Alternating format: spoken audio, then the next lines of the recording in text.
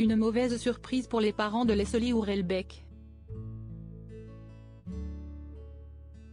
Ce mercredi 17 mai, les équipes de Chroniques Criminelles dévoilent un tout nouvel épisode concernant la mort de Leslie et Kevin.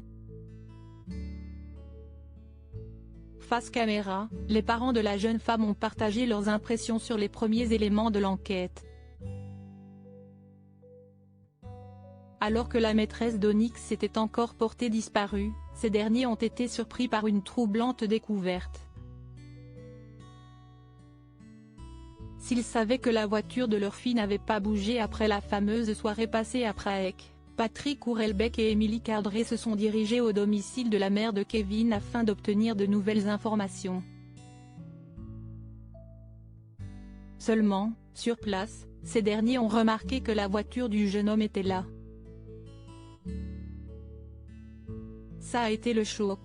On s'est dit là, qu'il y avait un gros souci, s'est souvenu le père de Leslie.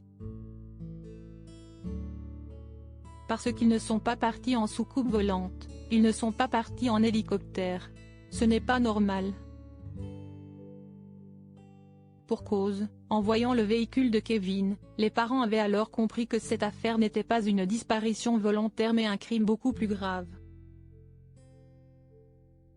Leslie, cette révélation qui a anéanti son père le 28 avril dernier, Patrick Hurlbeck avait accepté de partager quelques confidences sur la mort de sa fille.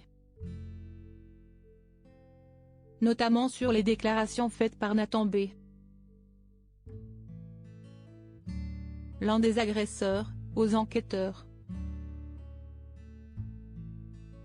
Pour rappel, ce dernier avait avoué que la jeune femme était encore en vie lorsque son groupe enterrait les corps de Leslie et Kevin. Une révélation dure à entendre pour le père de famille. Mon réconfort, c'était de penser que Leslie était décédée vite, avait-il déploré auprès de Sud-Ouest.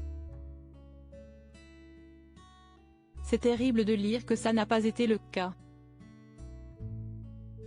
On n'est jamais prêt à lire des choses pareilles. L'épisode de Chroniques Criminelles portant sur la mort de Leslie et Kevin est à découvrir dès mercredi 17 mai, sur W9, à 21h05.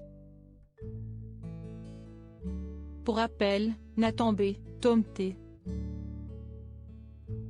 et les autres jeunes accusés dans cette affaire judiciaire restent présumés innocents jusqu'à l'annonce du verdict final. Crédit photo, capture d'écran Facebook.